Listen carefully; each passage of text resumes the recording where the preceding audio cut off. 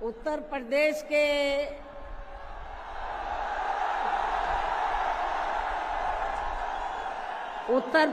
के कोने कोने से आए हुए पार्टी के सभी छोटे बड़े पदाधिकारी, जनप्रतिनिधि, नेता एवं कार्यकर्तागण, जैसा कि आप लोगों को ये विदित है कि आज बहुजन समाज पार्टी के जन्मदाता एवं संस्थापक मान्यवर श्री कांशीराम जी की 19वीं पुण्यतिथि है और आज के ही दिन उनका लंबी बीमारी के कारण देहांत हुआ था, जो अब हमारे बीच में नहीं रहे हैं। लेकिन बहुजन समाज के हित में इनका समर्पित रहा संपूर्ण जीवन हमारे लिए हमेशा यादगार व अमर रहेगा।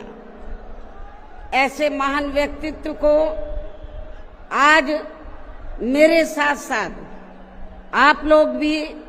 अपार संख्या में, अर्थात लाखों लाखों की संख्या में यहाँ यूपी की राजधानी लखनऊ में बीएसपी की रही सरकार द्वारा इनके सम्मान में निर्मित किए गए भव्य व अति विशाल मान्यवर श्री कांशीराम जी स्मारक स्थल पर इनको अपने श्रद्धा सुमन अर्पित करने के लिए पहुंचे हैं। हालांकि आप लोगों को ये भी मालूम है कि इनके सम्मान में बनाए गए इस स्थल के कुछ हिस्सों की समय से मरम्मत नहीं होने की वजह से आप लोग भी पिछले कुछ समय से यहाँ इनकी प्रतिमा पर अपने पुष्प अर्पित नहीं कर पा रहे थे। लेकिन अब यहाँ मरम्मत का अधिकांश कार्य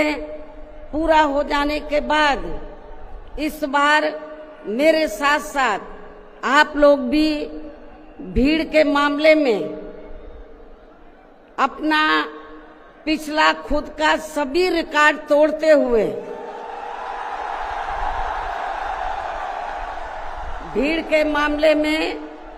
अपना पिछला खुद का सभी रिकॉर्ड तोड़ते हुए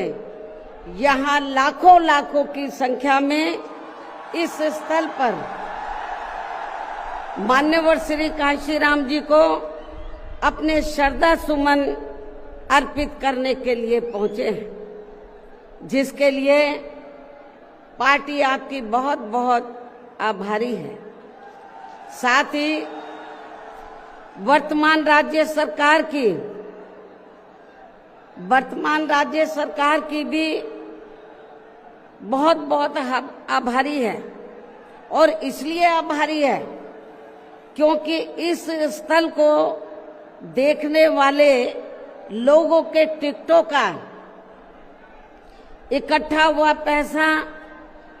पूर्व की रही सपा सरकार की तरह वर्तमान भाजपा की राज्य सरकार ने इसे दबाकर नहीं रखा है, बल्कि पार्टी के आग्रह करने पर इसकी मरम्मत करने पर पूरा खर्च किया है। इस संबंध में मैं आप लोगों को ये बताना चाहती हूँ,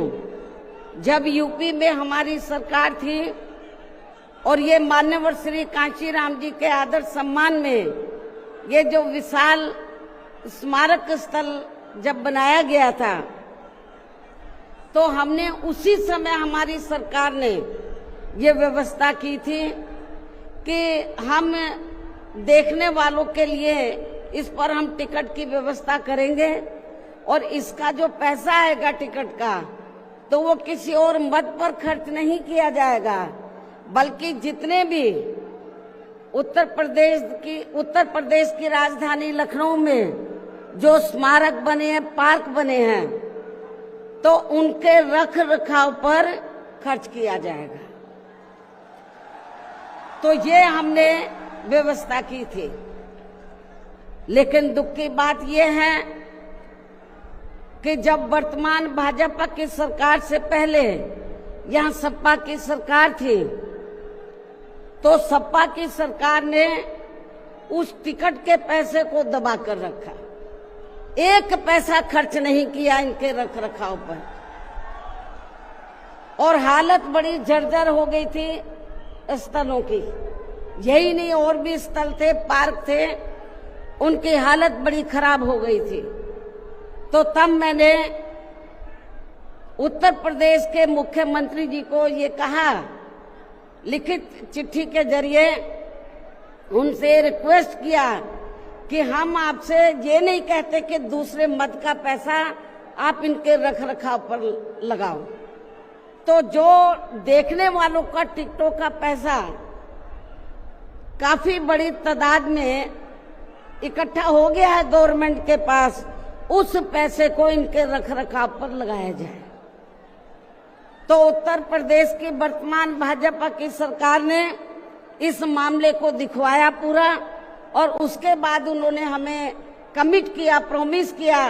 कि हम जो भी पैसा टिकटों को आया है हम दूसरे मत पे नहीं लगाएंगे, बल्कि इन स्थलों के रख रखाव पर लगाएंगे।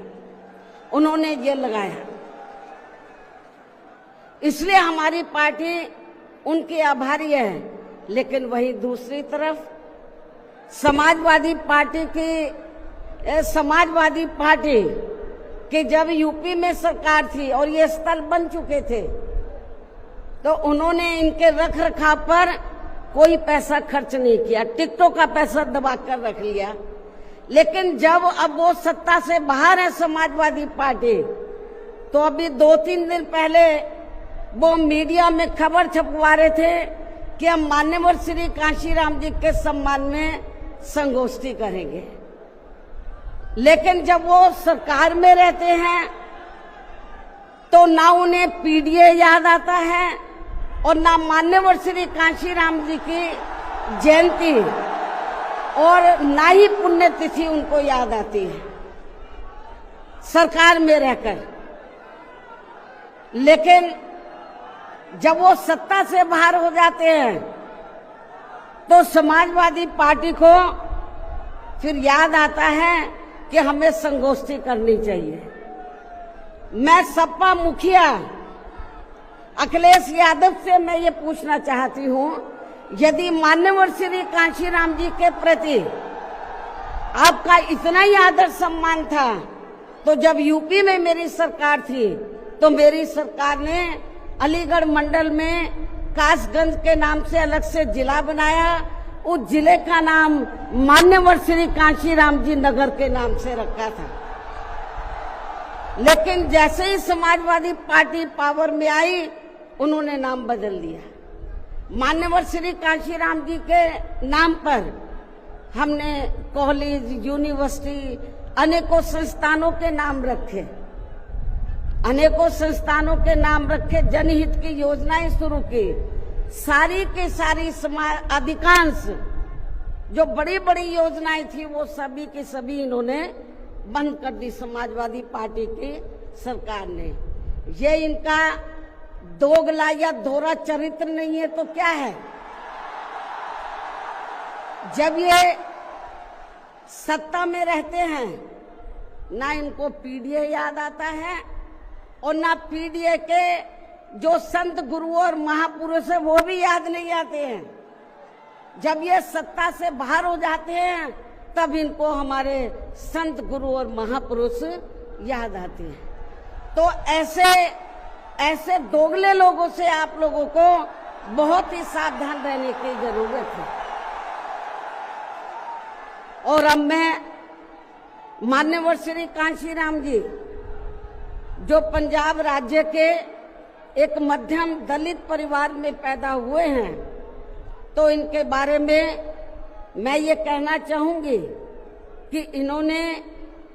भारतीय संविधान के मूल निर्माता एवं दलितों व अन्य उपेक्षित वर्गों के मसीहा परम पूज्य बाबा साहब डॉक्टर भीमराव अंबेडकर की मूवमेंट से व इनके कड़े संघर्ष एवं अथक प्रयासों से देश के खासकर करोड़ों दलितों, आदिवासियों, पिछड़े वर्गों, मुस्लिम व अन्य धार्मिक अल्पसंख्यक समाज के भी हित में भारतीय संविधान में दिए गए कानूनी अधिकारों से प्रेरित होकर तथा उनके बताए हुए रास्तों पर चलकर फिर अपनी पूरी जिंदगी इनके अधूरे रहे कारवां को मंजिल तक पहुंचाने के लिए समर्पित की है। और इसके लिए उन्होंने यानी कि मान्यवर श्री कांशीराम जी ने अपने माँ बाप, भाई बहन, रिश्ते नाते व सरकारी नौकरी आदि सभी त्याग कर बाबा साहब डॉक्टर भीमराव अंबेडकर जी के उस अधूरे रहे कारवां को पूरा करने के लिए लगा दी है, जो बाबा साहब ने यहाँ देश के करोड़ों दलितों एवं अन्य उपेक्षित वर्गों के लोगों को ये कही थी कि मैंने, बाबा साहब ने क्या कहा था कि मैंने अपने कड़े संघर्ष एवं अथक प्रयासों से इन वर्गों के लोगों को भारतीय संविधान में इन्हें स्वाभिमान के साथ जिंदगी व्यतीत करने व खुद अपने पैरों पर खड़े होने के लिए कानूनी अधिकार तो जरूर दिला दिए हैं, लेकिन उनका सही से पूरा लाभ लेने के लिए इन सभी वर्गों के लोगों को अर्थात बहुजन समाज के लोगों को आपस में एकजुट होकर व इन्हें अपने विशाल वोटों के जरिए यहाँ केंद्र एवं राज्यों की भी राजनीतिक सत्ता की मास्टर चाबी खुद अपने हाथों में लेनी होगी। ये परम पूज्य बाबा साहब डॉक्टर अंबेडकर ने कहा था। तभी फिर इनका वास्तव में सही से विकास व उत्थान आदि हो सकता है और तभी फिर ये लोग स्वाभिमान के साथ अपनी पूरी जिंदगी व्यतीत कर सकते हैं, क्योंकि इस मामले में बाबा साहब डॉक्टर भीमराव अंबेडकर जी का ये कहना था कि देश में राजनीतिक सत्ता वह एक ऐसी मास्टर चाबी है जिसके जरिए इन वर्गों के लोग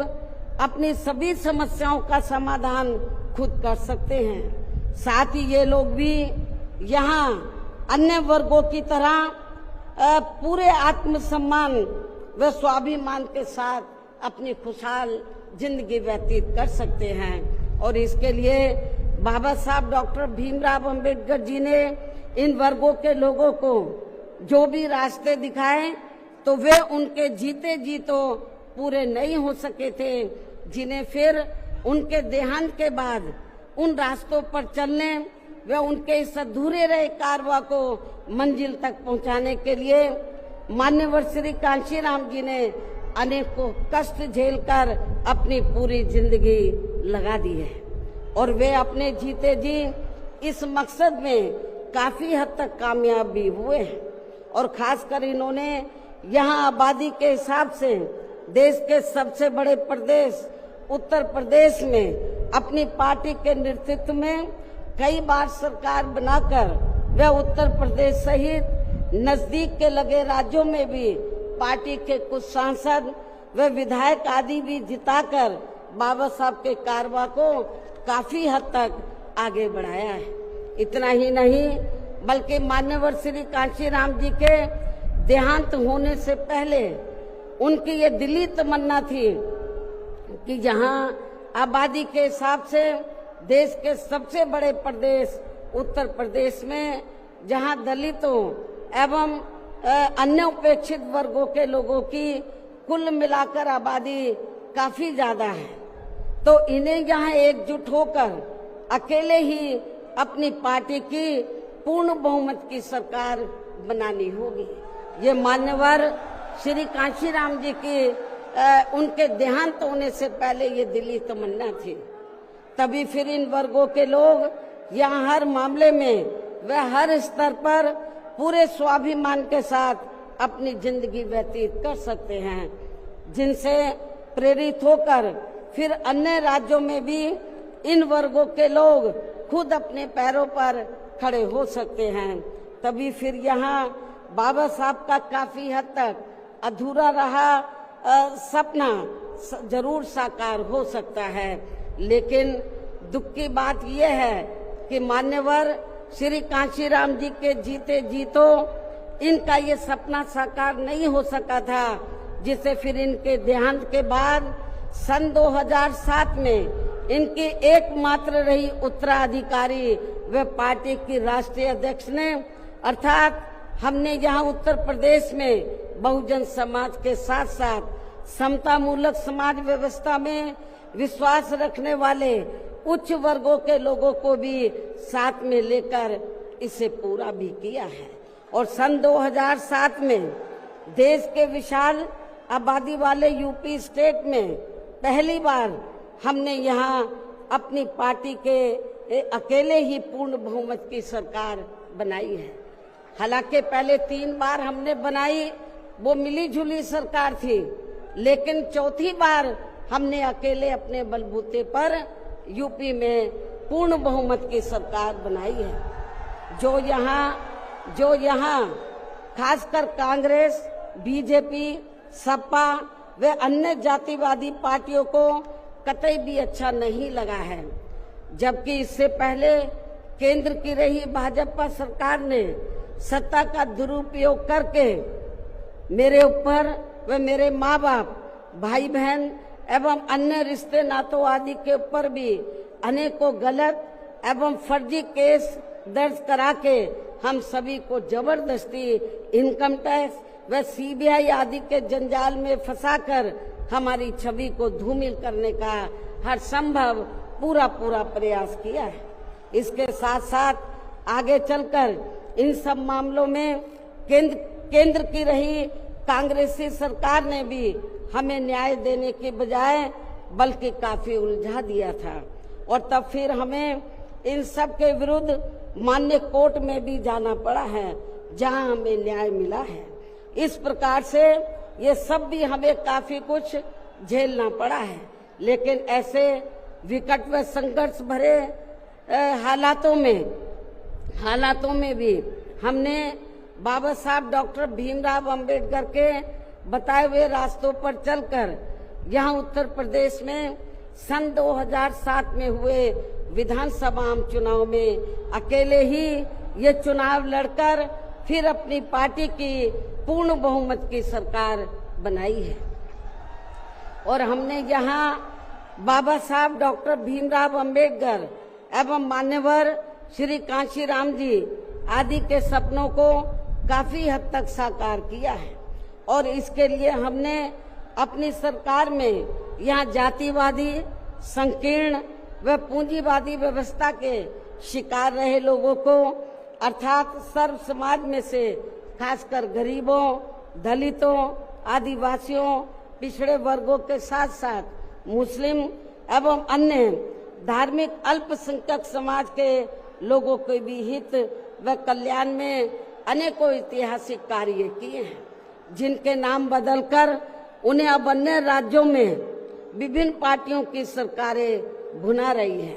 जबकि इसका वास्तव में असली श्रेय बीएसपी को ही जाता है। साथ ही हमारी पार्टी की रही सरकार ने दलितों एवं अन्य उपेक्षित वर्गों के लोगों के हितों का सभी मामलों में पूरा ध्यान रखा है। खासकर आरक्षण का तो इन्हें पूरा लाभ दिया है। इतना ही नहीं, बल्कि हमने यह अपनी सरकार में सर्व समाज में से गरीबों, मजदूरों, बेरोजगारों, किसानों, वकीलों, कर्मचारियों, व्यापारियों एवं अन्य मेहनतकश लोगों के साथ साथ यहाँ छात्रों, युवाओं, महिलाओं व बुजुर्गों आदि के भी हितों में काफी महत्वपूर्ण कार्य किए हैं, जिनसे इन्हें काफी ज्यादा लाभ पहुंचा है। इनके साथ साथ हमारी पार्टी की रही सरकार ने प्रदेश में अपराध नियंत्रण एवं कानून व्यवस्था को भी चुस्त व दुरुस्त करने के लिए यहाँ जाति, धर्म व दलगत राजनीति से ऊपर उठकर कार्य किए हैं, ताकि प्रदेश में अमन चैन व शांति व्यवस्था आदि कायम रहे, जिसकी प्रदेश में उस समय काफी जरूरत भी थी। साथ ही कानून व्यवस्था के मामले में हमने यहाँ हर स्तर पर अन्याय, अपराध व भय मुक्त वातावरण भी पैदा किया है। इस प्रकार से हमारी पार्टी की पूर्ण बहुमत की रही सरकार ने यहाँ सर्व समाज के लोगों को हर मामले में व हर स्तर पर सर्वजन हिताय व सर्वजन सुखाय की नीतियों पर आधारित ही यहाँ काफी बेहतरीन सरकार दी है, जिसे प्रदेश की जनता अभी तक भी भुला नहीं पा रही है।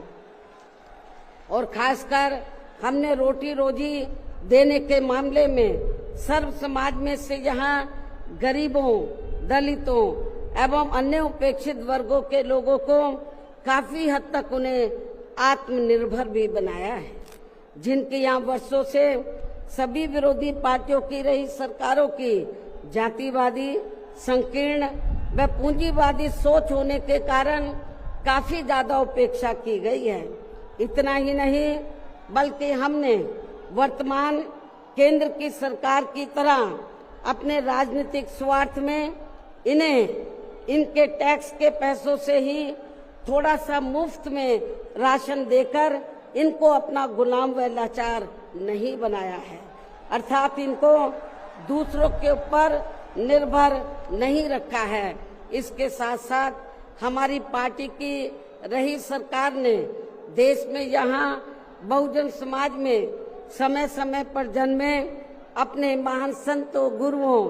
व महापुरुषों में भी खासकर महात्मा ज्योतिराव फूले, छत्रपति शाहू जी महाराज, नारायण गुरु, बाबा साहब डॉक्टर भीमराव अंबेडकर, मान्यवर श्री कांशीराम जी, संत गुरु रविदास जी व गौतम बुद्ध आदि को भी विभिन्न रूपों में पूरा आदर सम्मान दिया है। जो ये सब यहाँ जातिवादी पार्टियों को कतई भी रास नहीं आ रहे हैं, और इस मामले में समाजवादी पार्टी तो सबसे आगे रही है। और अब ये समाजवादी पार्टी यहाँ अपने राजनीतिक स्वार्थ में जबरन पीडीए आदि की हवाई बातें करके इन वर्गों को गुमराह करने में लगी है, जबकि हमारी पार्टी की रही सरकार ने अपने संतों, गुरुओं व महापुरुषों आदि के नाम पर यहाँ प्रदेश में जिन जिलों, संस्थानों एवं योजनाओं आदि के नाम रखे थे, तो उनमें से काफी को तो सपा की रही सरकार ने बदल दिया है, जैसा कि शुरू में मैंने आप लोगों को बताया है। साथ ही हमने इन वर्गों के विकास व उत्थान में जो अनेकों महत्वपूर्ण योजनाएं शुरू की थी, तो उन्हें भी अधिकांश बंद कर दिया गया है। आरक्षण दिए जाने के मामले में भी सपा की रही सरकार ने यहाँ दलितों, आदिवासियों एवं अन्य पिछड़े वर्गों के लोगों के साथ हमेशा पक्षपात वाला रवैया ही अपनाया है। इनके पदोन्नति में आरक्षण को तो इस पार्टी की रही सरकार ने एक प्रकार से यहाँ खत्म ही कर दिया था। इसके अलावा इनकी रही सरकार में यहाँ गुंडों, बदमाशों, माफियाओं एवं अन्य अराजक तत्वों को ही ज्यादातर बढ़ावा दिया गया है, जिसकी वजह से यहाँ कानून व्यवस्था भी काफी बुरी तरह से चरमरा गई थी। और अब अधिकांश मामलों में लगभग यही स्थिति हमें यह वर्तमान बीजेपी की सरकार में भी देखने के लिए मिल रही है, जबकि आजादी के बाद इनसे पहले यहाँ शुरू में काफी वर्षों तक कांग्रेस पार्टी के रहे शासनकाल में तो इन वर्गों का हर स्तर पर काफी ज्यादा शोषण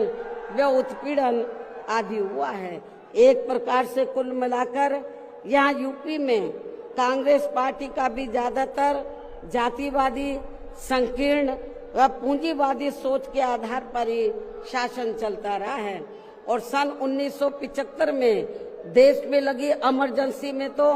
कांग्रेस पार्टी की रही सरकार ने यहाँ बाबा साहब के संविधान को भी काफी हद तक प्रभावहीन ही बना दिया था, जिसकी आड़ में अब इस पार्टी के लोग आए दिन किस्म किस्म की नाटकबाजी करते रहते हैं। संविधान को हाथ में लेकर किस्म किस्म की नाटकबाजी करते रहते हैं। इसके साथ साथ कांग्रेस पार्टी ने हर प्रकार के हथकंडे इस्तेमाल करके बाबा साहब डॉक्टर भीमराव अंबेडकर को संसद में भी चुनकर नहीं जाने दिया था। इसके अलावा केंद्र में इसी कांग्रेस पार्टी की रही सरकार ने भारतीय संविधान के मूल निर्माता एवं उपेक्षित वर्गों के मसीहा परम पूज्य बाबा साहब डॉक्टर भीमराव अंबेडकर को भारत रत्न की उपाधि से भी सम्मानित नहीं किया था। इसके बाद फिर इनकी मूवमेंट को आगे गति देने वाले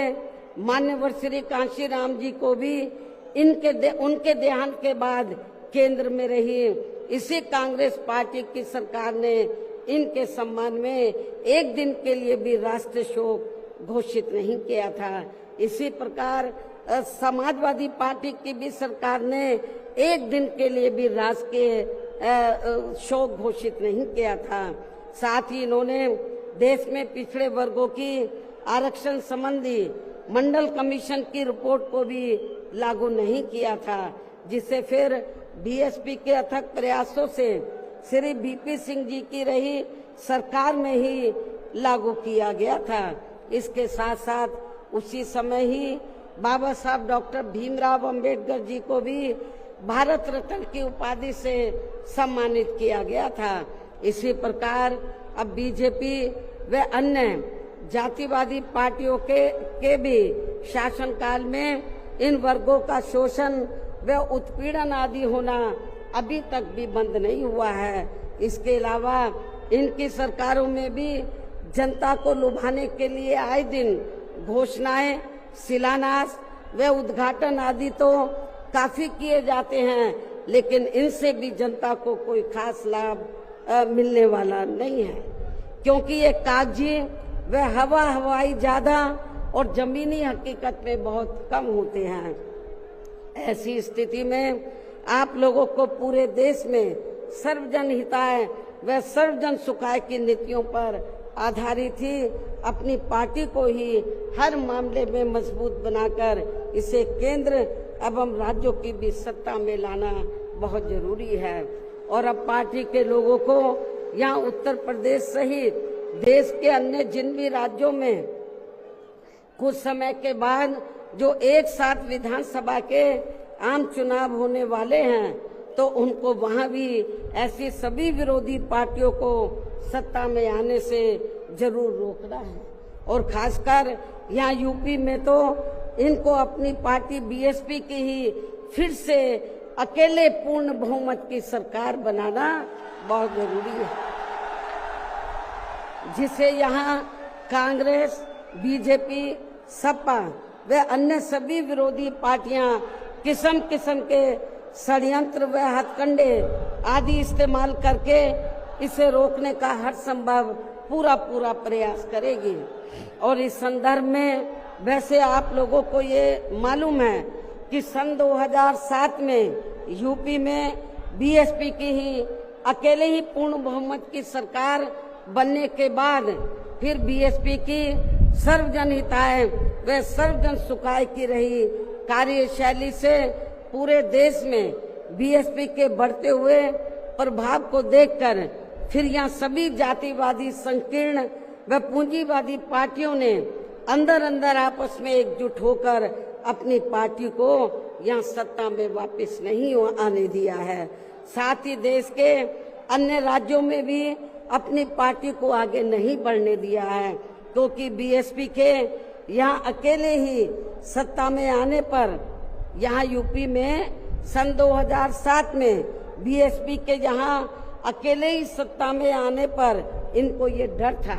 सभी जो जातिवादी पार्टियां हैं इनको ये डर था कि यदि बीएसपी को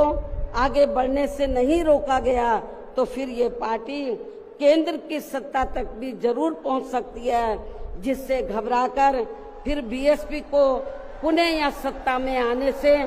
व पूरे देश में भी आगे बढ़ने से रोकने के लिए फिर हुआ ये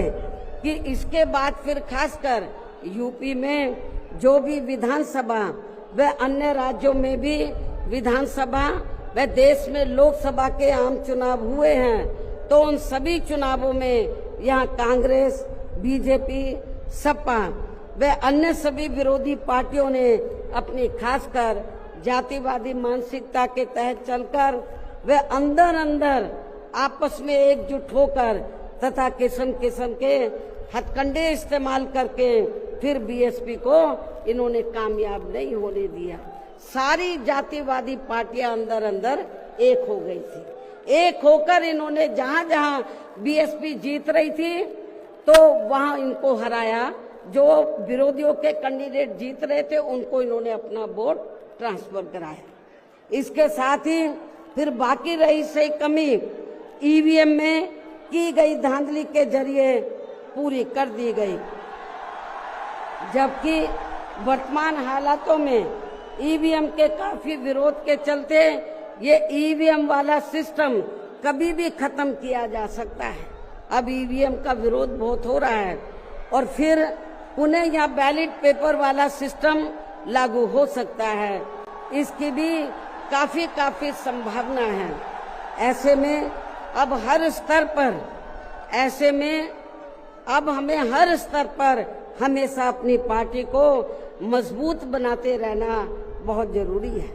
इसके साथ ही सावधानी के तौर पर यहाँ मैं ये भी कहना चाहूंगी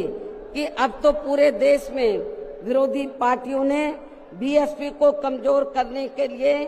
एक और षड्यंत्र ये रचा है कि अब विरोधी पार्टियों ने बीएसपी के विशेषकर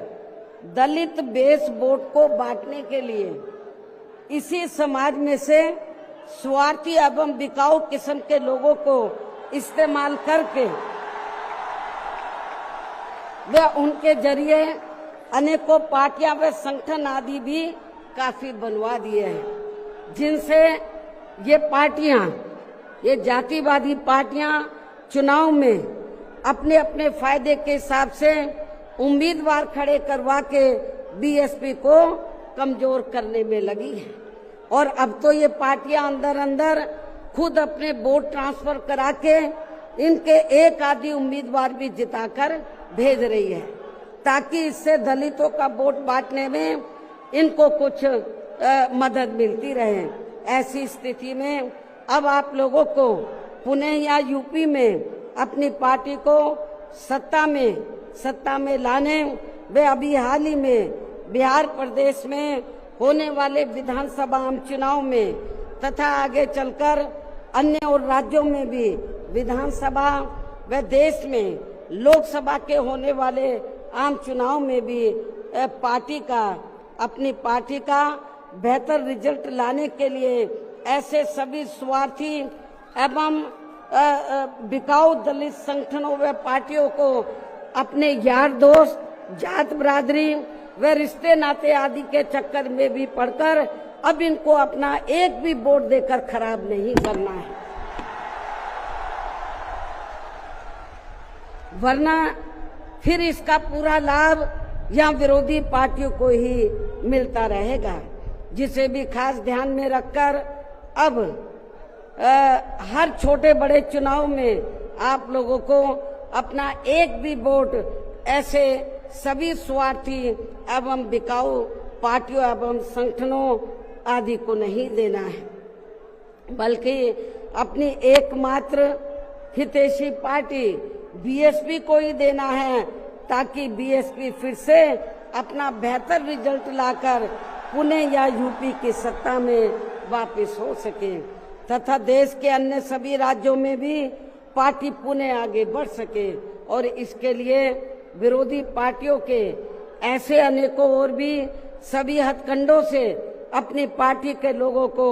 जरूर सावधान रहना है। इसके अलावा पार्टी के लोगों को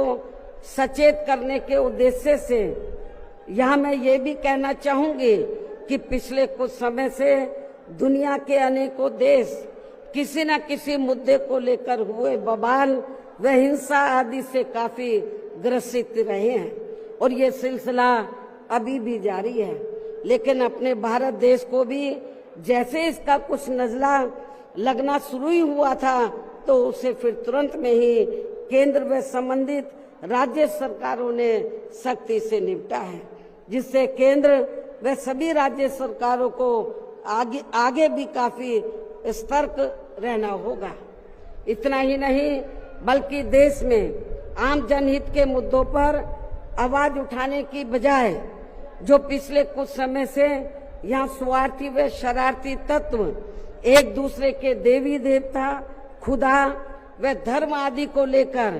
तथा इन पर आए दिन नए नए मुद्दों को निकालकर देश में बवाल व हिंसा आदि पैदा करने की कोशिश में लगे रहते हैं और फिर इनकी आड़ में राजनीति करते हैं। ये भी देश हित में ठीक नहीं है, जबकि इन सब मामलों में सभी को भारतीय संविधान के मुताबिक चलना चाहिए। साथ ही सभी धर्मों का पूरा आदर सम्मान भी करना चाहिए और इनके सदियों से चले आ रहे धार्मिक नियम, मान्यताएं व परंपराएं आदि में भी किसी को दखल देना उचित नहीं है और ना ही इनकी आड़ में आई लव आदि की कोई राजनीति नहीं करनी चाहिए। इसके अलावा जहां तक पिछले दिनों जम्मू कश्मीर के पर्यटक स्थल पहलगांव में हुई आतंकी घटना का सवाल है, जिसमें काफी महिलाओं के सिंदूर उजड़ गए थे, तो ये अत्यंत ही दुखद व चिंता की बात है। हालांकि इस घटना को होने से रोका जा सकता था, बशर्ते यदि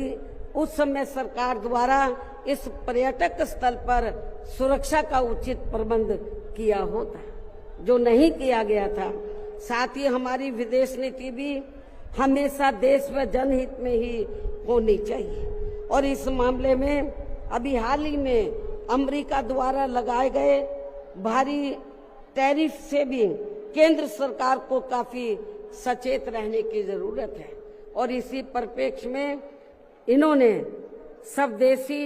उत्पाद को बढ़ावा देने पर जोर देकर जो देश को आत्मनिर्भर बनाने की बात कही है,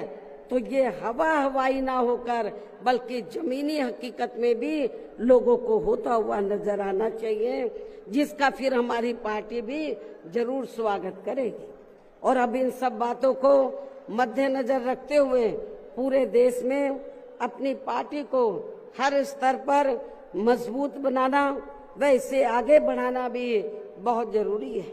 और खासकर इस बार यूपी में बीएसपी की अकेले ही पूर्ण बहुमत की यहाँ सरकार जरूर बनाना है और ये इसलिए भी बहुत जरूरी है क्योंकि बीएसपी के सत्ता से हटने के बाद जब से यहाँ सपा व बीजेपी की सरकार बनी है, तो तब से यहाँ पूर्व की रही कांग्रेसी सरकार की तरह ही इनकी भी सरकारों में सर्व समाज में से खासकर यहाँ गरीबों, दलितों एवं अन्य पिछड़े वर्गों के लोगों का सही से विकास व उत्थान आदि नहीं हो पा रहा है और अब इनमें गरीबी एवं बेरोजगारी आदि काफी ज्यादा बढ़ गई है। साथ ही इनके ऊपर हो रही जुल्म जाति आदि भी काफी चरम सीमा पर पहुंच चुकी है। इनकी बहन बेटियां भी अधिकांश सुरक्षित नहीं रही है। इसके साथ ही इन वर्गों के लोगों को यहाँ आरक्षण का भी सही से पूरा लाभ नहीं मिल पा रहा है। हालांकि इस संबंध में आप लोगों को ये मालूम है कि इनके आरक्षण को लेकर अभी तक जितने भी मान्य कोर्ट के फैसले आए हैं, तो उनकी सभी जातिवादी पार्टियों की रही सरकारों ने सही से पैरवी नहीं की है, जिससे अब इनको आरक्षण का बहुत कम ही लाभ मिल पा रहा है। और इस मामले में यहाँ मैं ये भी कहना चाहूंगी कि बीएसपी के अथक प्रयासों से देश में एससी व एसटी वर्गों के सरकारी नौकरियों में पदोन्नति में आरक्षण को प्रभावी बनाने के लिए जब केंद्र की रही कांग्रेसी सरकार में संविधानिक संशोधन विधेयक संसद में लाया गया था, तो तब उसे कांग्रेस पार्टी ने बीजेपी व अन्य आरक्षण विरोधी पार्टियों की अंदरूनी मिलीभगत से पास तक भी नहीं होने दिया था जो अभी तक भी संसद में लटका पड़ा है, जबकि समाजवादी पार्टी के सांसदों ने तो इस बिल को ही संसद में फाड़ दिया था। इतनी ज्यादा इस पार्टी को इनके पदोन्नति में आरक्षण दिए जाने को लेकर इस बिल से इनको जबरदस्त एलर्जी थी, नफरत थी।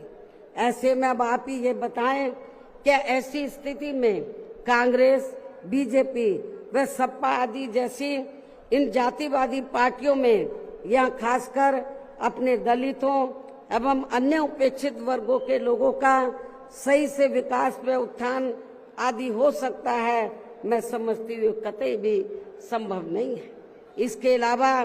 इन्हीं की तरह यहाँ उत्तर प्रदेश सहित पूरे देश में मुस्लिम एवं अन्य धार्मिक अल्पसंख्यक समाज के लोगों का भी सही से विकास व उत्थान आदि होना तो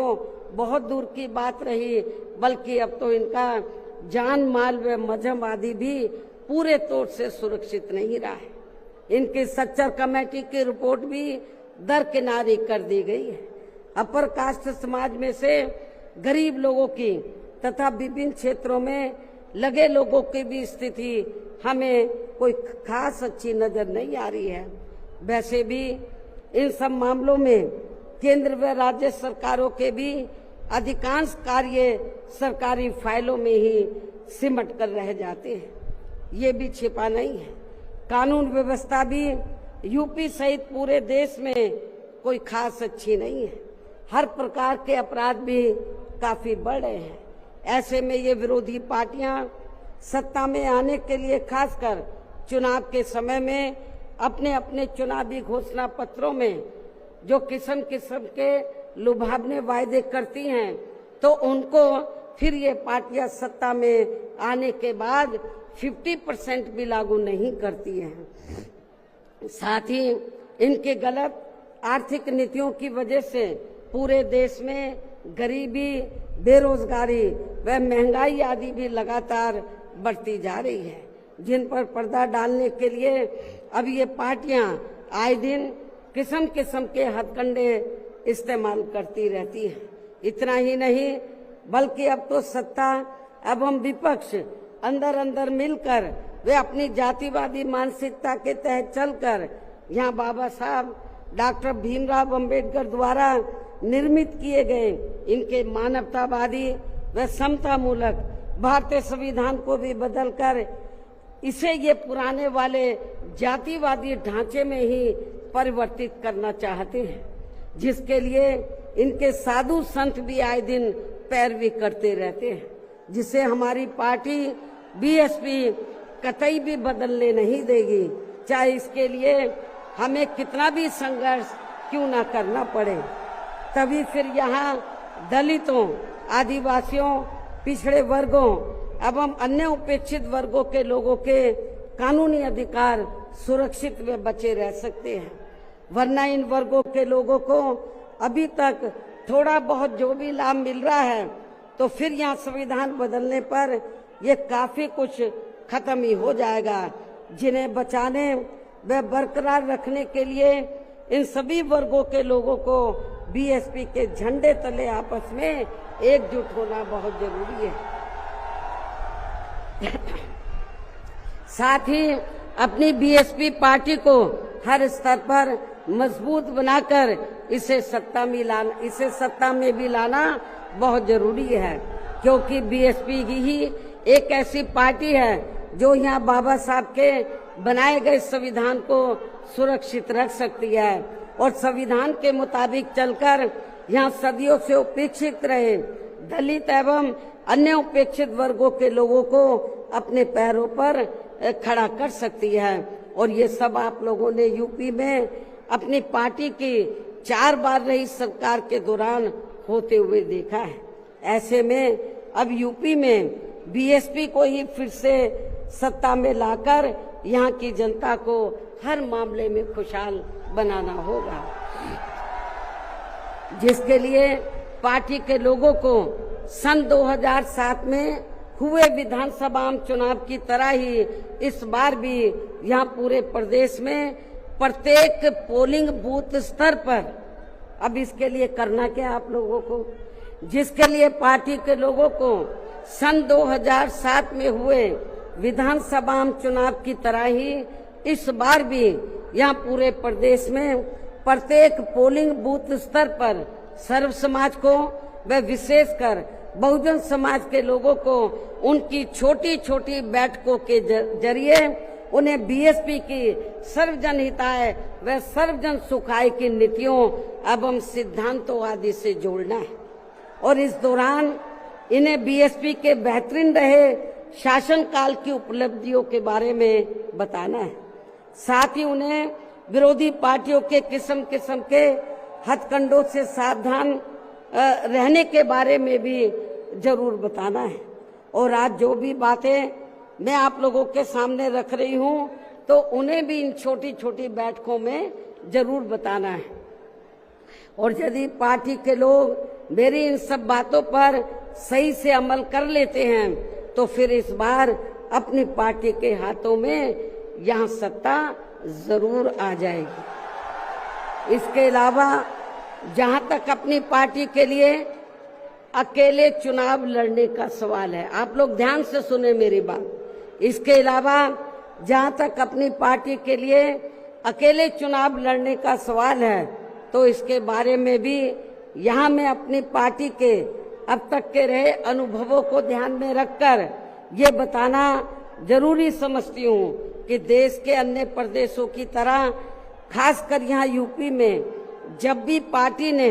हमारी पार्टी ने विधानसभा का आम चुनाव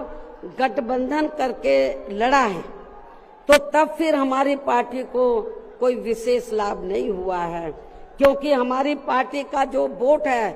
हमारी पार्टी का वोट तो गठबंधन वाली पार्टी को एक तरफा ट्रांसफर हो जाता है, लेकिन उनका जातिवादी मानसिकता की वजह से विशेषकर अपर कास्ट समाज का वोट बीएसपी के उम्मीदवारों को ट्रांसफर नहीं हो पाता है। और वास्तव में यही सही और हकीकत भी है, जिससे फिर हमारी पार्टी के उम्मीदवार भी बहुत कम जीत पाते हैं तथा पार्टी का वोट प्रतिशत भी काफी कम हो जाता है। इसके साथ ही गठबंधन की सरकार बनने पर अपनी पार्टी के नेतृत्व में बनी ये सरकार समय से पहले ही गिर जाती है। जब हम गठबंधन करके चाहे चुनाव लड़ें, वोट प्रतिशत भी कम होता है, सरकार बनाए तो समय से पहले ही गिर जाती है। जैसे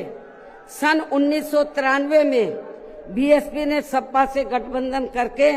यहाँ यूपी में विधानसभा का आम चुनाव लड़ा था तो पार्टी केवल 67 सीटें ही जीत पाई थी। उसके बाद फिर 1996 में पार्टी ने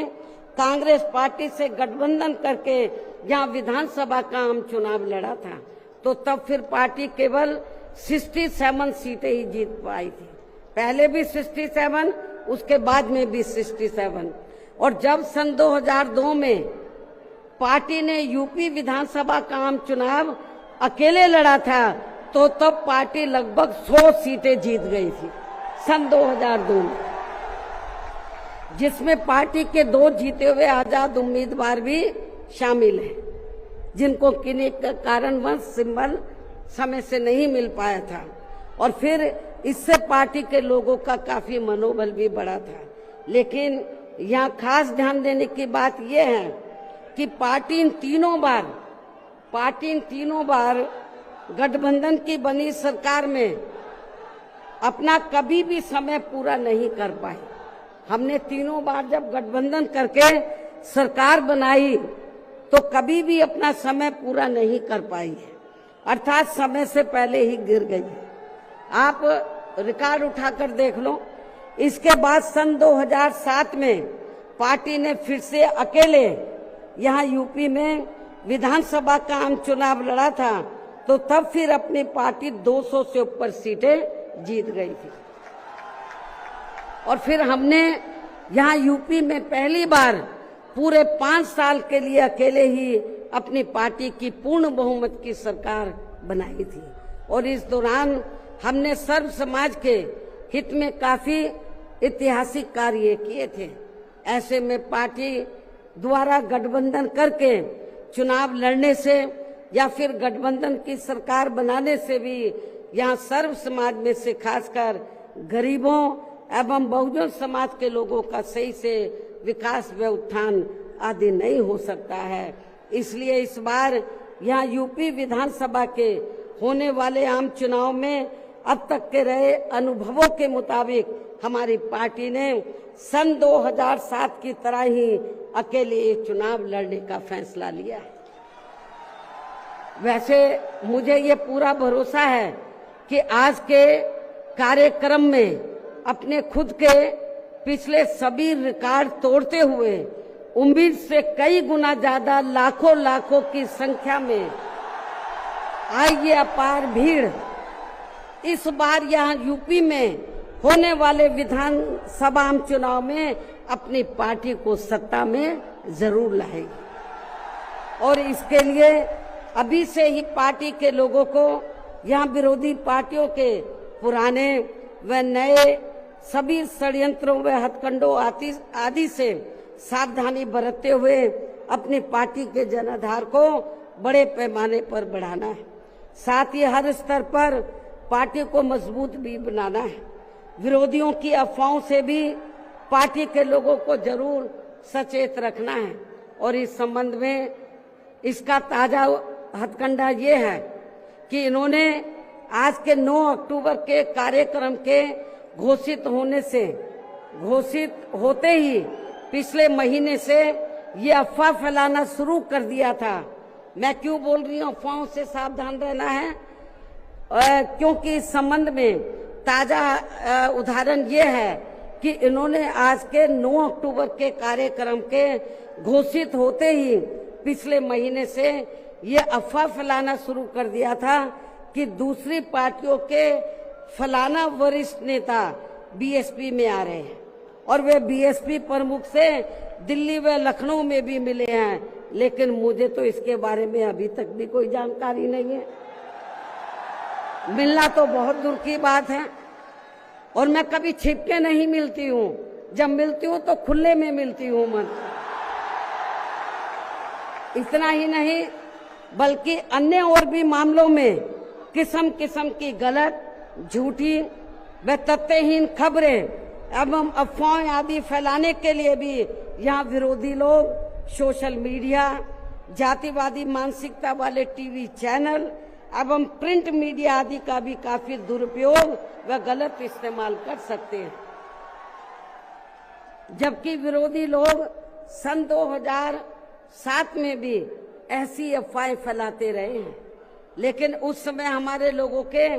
गुमराह ना होने की वजह से फिर अपनी पार्टी की यहाँ अकेले ही पूर्ण बहुमत की सरकार बन गई थी। और यदि पार्टी के लोग इस बार भी चुनाव में वोट पड़ने तक या किसी भी मामले में गुमराह नहीं होते हैं तो फिर इस बार हमारी पार्टी की पुनः या पूर्ण बहुमत की सरकार जरूर बन जाएगी। वैसे मुझे पूरी उम्मीद है कि पार्टी के लोग मेरी इन सब बातों पर सही से अमल करके इस बार अपनी पार्टी बीएसपी को ही अकेले यहाँ सत्ता में जरूर लाएंगे और अपनी बहन जी को 5वीं बार यूपी का मुख्यमंत्री भी जरूर बनाएंगे।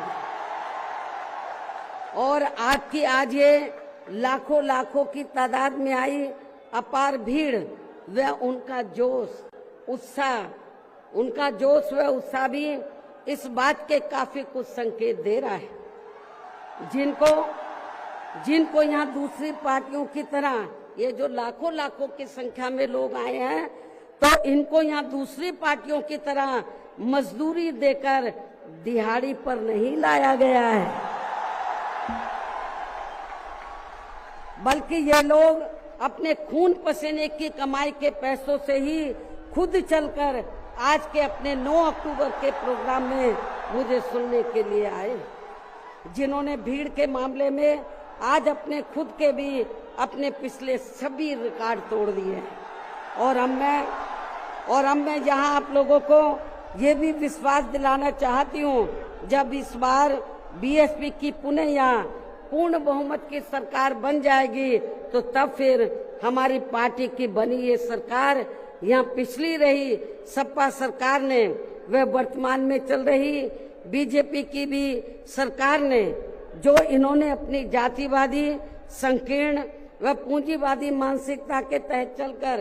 काफी नए नए नियम व कानून आदि बना दिए हैं, तो उनकी जरूर समीक्षा की जाएगी। और इनमें से जो भी नियम व कानून आदि सर्वजन हिताय व सर्वजन सुखाय की नीतियों एवं सिद्धांतों आदि से जुड़े नहीं होंगे, तो उन्हें फिर सर समाज के हित में जरूर बदल दिया जाएगा। इसके साथ साथ बीएसपी की पूर्व की रही सरकार में खासकर दलित एवं अन्य उपेक्षित वर्गों के हितों के लिए लिए गए फैसलों को जो इनकी सरकारों ने काफी बदल दिए हैं, तो उन्हें भी यहाँ फिर से पुरानी वाली स्थिति में ही लाया जाएगा, अर्थात उन्हें बहाल कर दिया जाएगा। इसके अलावा सपा व बीजेपी की सरकार ने भी प्रदेश व जनहित के विरुद्ध जाकर जो कुछ भी गलत फैसले ले लिए हैं, तो उनकी भी समीक्षा करके उन्हें सही स्थिति में लाया जाएगा। साथ ही मेरी पूर्व की रही सरकारों की तरह ही हर मामले में व हर स्तर पर यहाँ सर्व समाज के व विभिन्न क्षेत्रों में लगे लोगों के हितों का तथा बेहतर कानून व्यवस्था बनाने पर भी विशेष ध्यान रखा जाएगा। साथ ही सर्व समाज में से गरीब एवं बेरोजगार लोगों को, जिसमें पुरुष व महिलाएं आदि दोनों शामिल हैं, इनको रोटी रोजी के साधन देने के लिए विशेष बल दिया जाएगा, जोर दिया जाएगा। यहाँ यूपी के लोगों को रोटी रोजी के मामले में पलायन नहीं करना पड़ेगा, आपको अपने प्रदेश में ही रोटी रोजी के साधन दिए जाएंगे। और इन सब मामलों में सर्व समाज में से खासकर गरीबों, दलितों, आदिवासियों, पिछड़े वर्गों, मुस्लिम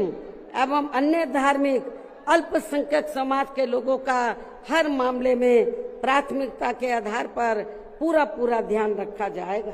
और इन सब कार्यों के लिए इस बार पुनः यहाँ अपनी पार्टी की पूर्ण बहुमत की सरकार बनाना बहुत जरूरी है, जिसकी पूरी उम्मीद भी है। इन्हीं जरूरी बातों के साथ ही अब मैं ये भी कहना चाहूंगी कि अपनी पार्टी को हर स्तर पर मजबूती देकर उसे बरकरार बनाए रखने के लिए जिस प्रकार से पार्टी के लोगों ने माननीय श्री कांशीराम जी के देहांत होने के बाद भी पार्टी की हर परिस्थिति में हमेशा मेरा साथ दिया है और अभी भी दे रहे हैं, तो ये मेरे व पार्टी के लिए बहुत ही गर्व की बात है। और अब तो पार्टी के राष्ट्रीय संयोजक श्री आकाश आनंद भी बीएसपी की मूवमेंट से काफी हद तक जुड़ चुके हैं, जो ये भी पार्टी के लिए अच्छे शुभ संकेत हैं। और अब ये यानी कि आकाश आनंद मेरे मार्गदर्शन व दिशा निर्देशन में अपनी पूरी लगन एवं मेहनत के साथ पार्टी को मजबूती देने में व पार्टी के जनाधार को भी बढ़ाने में पूरे जी जान से लगे,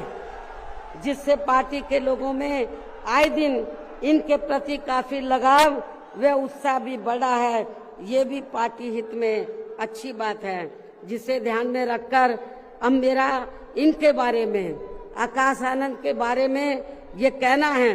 कि जिस प्रकार से पूरे देश में पार्टी के लोग माननीय श्री कांशीराम जी के जीते जी और उनके देहांत के बाद भी हर परिस्थिति में मेरे साथ खड़े रहे हैं, तो मैं भी ये चाहूंगी उसी प्रकार से पार्टी के लोग श्री आकाश आनंद के साथ भी हमेशा खड़े रहेंगे और इनका हर परिस्थिति में पूरा साथ भी जरूर देंगे। वैसे इस मामले में इनके पिता श्री आनंद कुमार भी इनकी शुरू से ही पूरी मदद करते रहे हैं। इसके साथ साथ श्री आनंद कुमार दिल्ली में रहकर माननीय श्री कांशीराम जी के देहांत होने के बाद से ही ये मेरी गैर हाजिरी में व मेरे दिशा निर्देशन में पार्टी का पूरा लेखा जोखा आदि का कार्य भी काफी अच्छे से संभाल रहे हैं। जो ये पार्टी का खास कार्य है, इसलिए इनको पार्टी का राष्ट्रीय उपाध्यक्ष बनाकर इन्हें पार्टी की ये अति महत्वपूर्ण जिम्मेवारी सौंपी हुई। इसी प्रकार से पार्टी के राष्ट्रीय महासचिव श्री SC मिश्रा जी को भी हमने पार्टी का लीगल व मीडिया का तथा अपने खुद के समाज को भी, अपने खुद के ब्राह्मण समाज को भी पार्टी में जोड़ने का ये विशेष कार्य सौंपा हुआ है, जिसे ये मेरे दिशा निर्देशन में अपनी जिम्मेवारी को सही से निभा रहे हैं।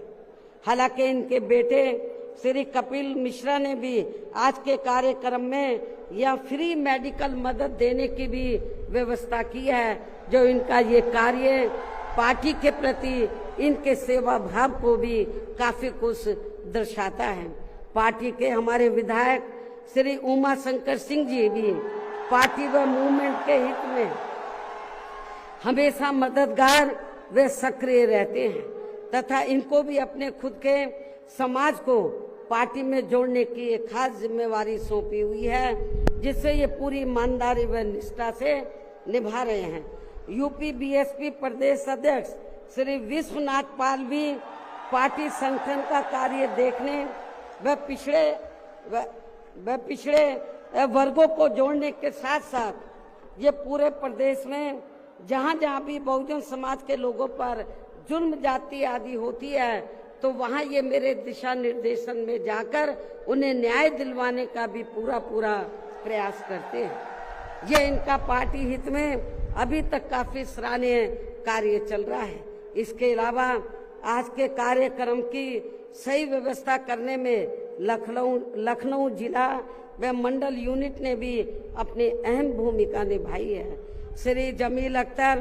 प्रदेश कार्यालय से जुड़े लोगों ने भी आज के इस कार्यक्रम को सफल बनवाने में कोई कमी नहीं छोड़ी है और ये सभी लोग भी बधाई के पात्र हैं। साथ ही प्रदेश के